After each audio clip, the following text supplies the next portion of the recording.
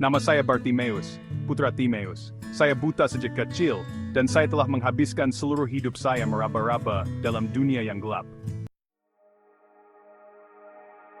Di kota saya, Yeriko, seorang tunanetra seperti saya dianggap sebagai aib.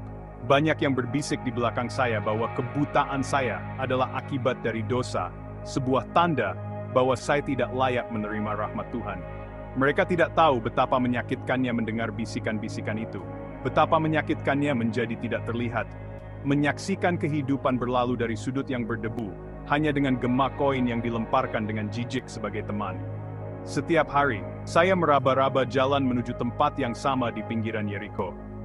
Saya duduk di tanah, tertutup debu, dan mengulurkan tangan saya yang kosong, menunggu belas kasihan orang yang lewat. Terkadang mereka baik hati, di lain waktu mereka meludahi saya dengan jijik saat melihat saya, dan kata-kata mereka seperti batu yang menghantam hati saya. Apa yang kamu harapkan? Kamu pikir kamu bisa melakukan sesuatu dalam hidup? Terkadang, saya bertanya-tanya apakah mereka benar, apakah ini takdir saya? Hidup dalam kegelapan, mengemis, dan menanggungi ejekan dari mereka yang lewat dan bisa melihat. Tapi pagi itu berbeda. Saya mendengar keributan di kejauhan.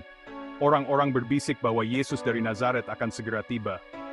Saya telah mendengar tentang Dia, bagaimana Dia menyembuhkan orang sakit dan menghidupkan orang mati, dan bahwa Dia adalah anak Daud.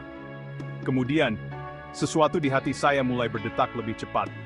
Api yang tidak saya kenal mulai berkobar di dalam diri saya. Sesuatu mengatakan kepada saya bahwa Dia dapat membuat saya melihat bahwa kehadirannya saja memiliki kekuatan untuk menarik saya keluar dari kegelapan yang menyelimuti saya. Saya tidak akan rugi apa-apa, dan jiwa saya berseru seperti dalam doa yang dipenuhi keputusasaan. Yesus, anak Daud, kasihanilah aku. Saya mengulanginya berulang kali dalam hati.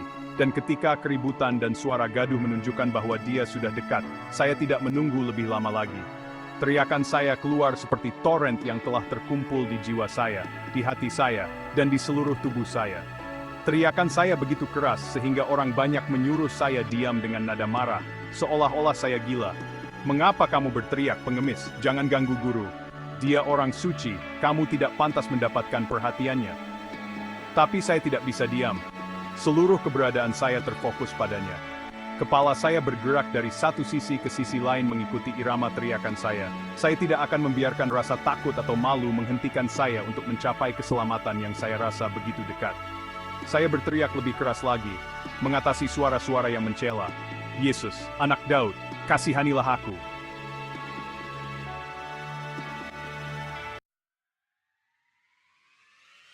Kemudian, sesuatu yang luar biasa terjadi. Saya merasakan keheningan menyelimuti keributan, seolah-olah waktu berhenti. Seseorang menyentuh bahu saya dan berkata, "Bangun." Dia memanggilmu. Saya tidak percaya. Sambil meraba-raba, saya melepas jubah saya, berdiri, dan dituntun kepadanya. Jantung saya berdebar begitu kencang sehingga saya takut semua orang bisa mendengarnya. Kaki saya gemetar, tetapi ketika saya merasakan kehadirannya, semua rasa takut lenyap. Yesus menatap saya. Meskipun saya tidak dapat melihat wajahnya, saya merasakan tatapannya menembus setiap sudut jiwa saya. Dengan suara yang lembut dan dalam, Dia bertanya, "Apa yang kamu inginkan agar aku lakukan untukmu?" Tanpa berpikir panjang, saya menjawab, "Rabi," yang artinya guru, "aku mohon, buatlah aku dapat melihat kembali." Tidak ada ritual atau doa yang panjang, hanya kata-katanya yang tenang, tanpa berteriak dan seperti angin sepoi-sepoi dalam keheningan total, Dia berkata, "Pergilah, iman sawat fade." Dan dalam sekejap, mata saya terbuka. Awalnya, saya dibutakan oleh cahaya yang belum pernah saya kenal. Saya mengerjapkan mata, dan di sana Dia, dengan wajah yang tenang dan mata yang penuh kasih sayang, adalah hal pertama yang saya lihat, dan saya tahu itu akan menjadi hal terindah yang pernah saya lihat. Tanpa mengucapkan sepatah kata pun, Dia menjadi teman yang tidak pernah saya miliki. Yesus, anak Allah, telah mengembalikan penglihatan saya, membebaskan saya dari kegelapan. Saya merasakan sentuhan keilahiannya di dalam diri saya, dan cahaya itu memenuhi saya dengan kedamaian yang melampaui segala pemahaman. Kedamaian dan cinta yang saya rasakan lebih besar daripada emosi, karena mendapatkan kembali penglihatan saya. Pada saat itu, tidak ada yang lebih penting. Saya tidak tahu harus berkata apa, Saya tidak tahu bagaimana harus berterima kasih padanya. Saya hanya tahu bahwa hidup saya telah berubah selamanya. Saya bukan lagi seorang pengemis buta, bayangan di jalan. Sekarang saya adalah seseorang yang dikasihi dan dilihat oleh Tuhan sendiri. Suara-suara ejekan dan penghinaan padam di hati saya, dan keinginan untuk mengikutinya begitu kuat, sehingga saya tidak ragu-ragu. Saya tidak akan kembali ke kehidupan lama saya. Tempat saya ada di sisinya. Dan dalam hidup saya, tidak ada yang lebih penting daripada memandangnya. Hari itu saya belajar sesuatu yang sangat penting, bahwa Yesus mencoba untuk melewati saya dan saya tidak melepaskannya. Saya berseru memanggil namanya dan memohon belas kasihannya. Dia berhenti dan mendengarkan saya.